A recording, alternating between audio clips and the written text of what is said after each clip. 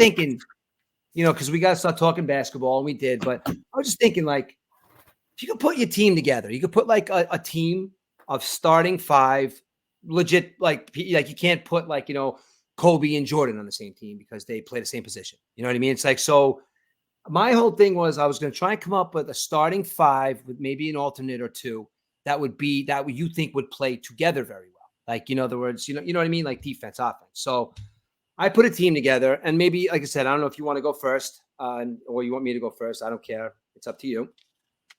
But I'd like to hear yours because I don't know if you put any thought into it. Because I kind of threw that at you this afternoon. But so like for instance, let's go position by position. How about point guard? Yeah, let's go point guard. Start off with point guard. All right. As far as your point guard is, who would be your point guard? I'll go with Magic Johnson. Magic Johnson.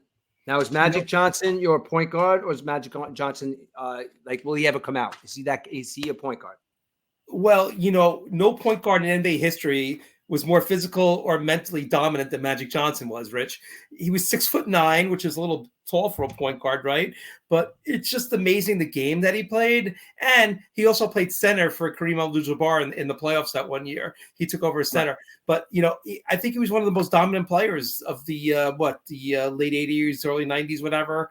One of the best ever, and when you look at this NBA thing, Rich, like I said, there's different eras of NBA play too, where Magic Johnson might be the best point guard. Then you look at John Stockton might be the best point guard, or, somebody in today's game might be the best point guard. But, I just, James Harden might be the best point, but I just think Magic was the best of all time, basically.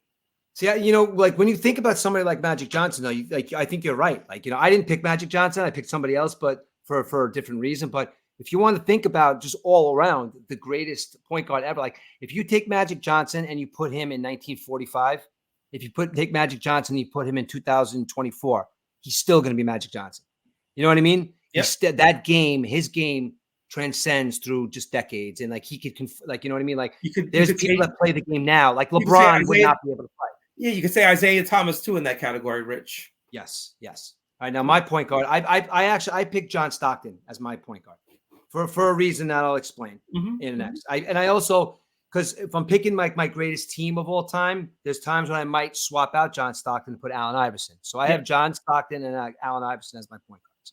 Okay. Now let's go to shooting guard next. There's only one shooting guard, Rich. There's only one shooting guard. 100%. Only one shooting guard. Michael Jordan. Yeah. And you want to throw Kobe on there, but he's sitting the bench. Well, you could put Kobe as small as a forward too. You don't have to put him as So, but I just think Michael Jordan with the hard work, the rings that he won, the game that he played defense too, Rich. Yeah. Now that's the thing. Like now, why I chose John Stockton over like maybe you would say like Magic Johnson. I don't think Magic Johnson's game and Michael Jordan's game could coincide together. That's the only reason why I think that. Whereas I think, could you imagine? Karl Malone had 30,000 points. Now Karl Malone was a good basketball player, but Karl Malone wasn't Michael Jordan. Could you imagine John Stockton? His only job is to feed Michael Jordan the basketball. You know what I mean? So, I mean, that's the reason why I do think he's a top 5 in history point guard. I do think that. But I think for my offense, I think John Stockton and Michael Jordan would do some. Yep. Small forward. Yeah. Well, here I'm going to put Kobe in a small forward. He did play small forward. Yeah. So I thought, Kobe, just like Magic, Laker Magic, everything, just was an amazing player to watch on the court. Right. And I'm going with Larry Bird. Okay. And I'm going with Larry Bird as my small forward for the toughness factor. And I want somebody shooting threes all day. Well, I want somebody. Did you see that thing today? It was Larry Bird. I think Draymond Green has more 3-pointers than Larry Bird. Different era, Rich, though. I mean, guys are taking threes. How many guys are wide open on the wing nowadays? Where back then, nobody was taking threes, really. Threes are really rare back then. I don't think it's comparable, to be honest with you, because again, it's a different game. I'm not saying taking anything away from Draymond Green. I'm not taking anything away from him, but it is a different game. Like, listen, not for nothing, he's played on a team that took the most 3-point shots in the history of basketball. Yep. So did he? Yeah, that's fine. But Larry Bird's still better. I think Larry Bird's still better than Draymond Green.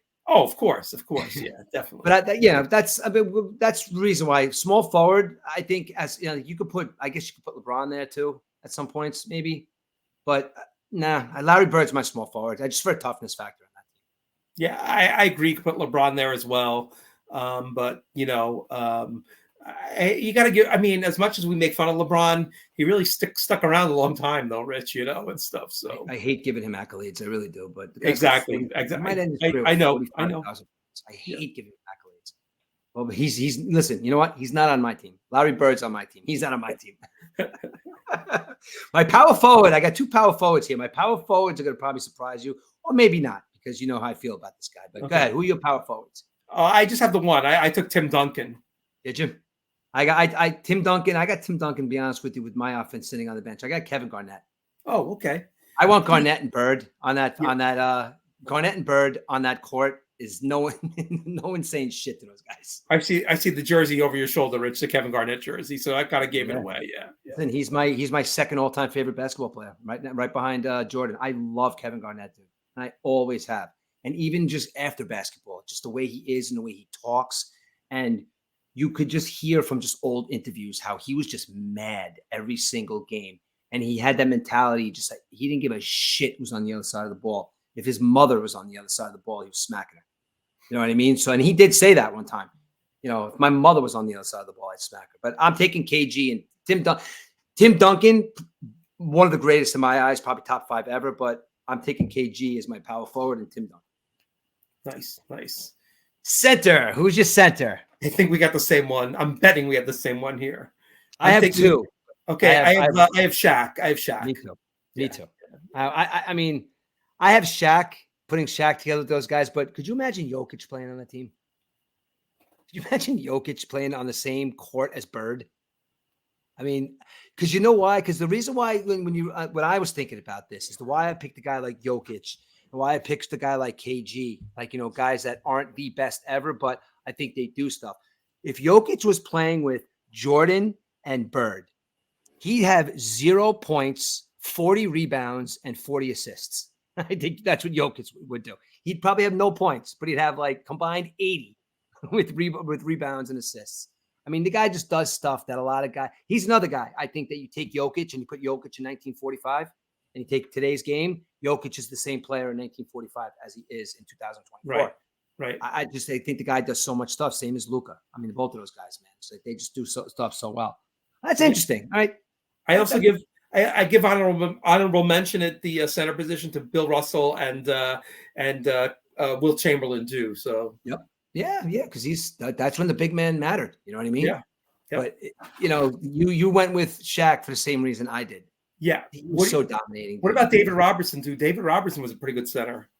Yeah, but when you think about what a center is supposed to do, Shaq just epitomizes what a center is supposed to do. Those Spurs teams that won the championships, though, Rich, very, very underrated, I guess, because they played in San Antonio. You didn't really hear too much of them and stuff like that, but they were some really good teams down there in Texas. Well, I mean, they won they win 4 championships? 4 or 5, yeah. Crazy, right? I mean, you get David, you got an aging, not an aging David Robinson, but an older David Robinson. Then you get Tim Duncan as a rookie. I mean, come on. It's not much better than that. Yeah, no, not at all, right? Yeah, Tim, and I think David Robinson goes underrated too for the same reason Tim Duncan does, because they were quiet guys. They didn't say nothing. And Tony Parker, they had some pretty good teams. Yeah. Yeah, absolutely. Well, that's interesting story. Stockton, Jordan, Bird, KG, and Jokic. I mean, and Shaq. I'm sorry, Shaq. That was interesting. I think we should do this one night with our baseball teams too. And yeah, definitely. Yeah, do a full 9 and a pitching staff.